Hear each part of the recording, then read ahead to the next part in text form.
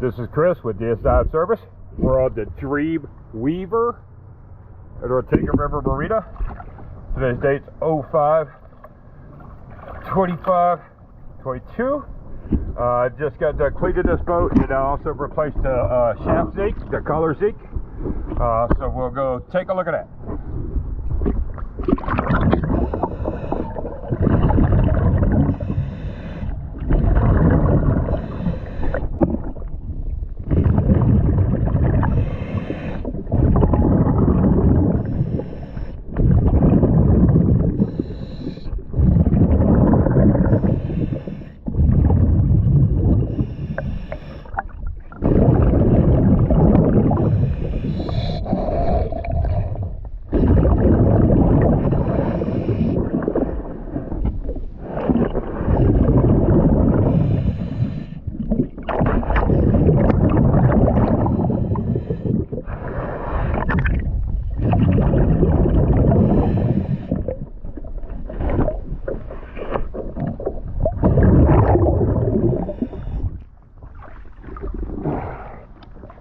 As you can tell, the water line is kind of rough.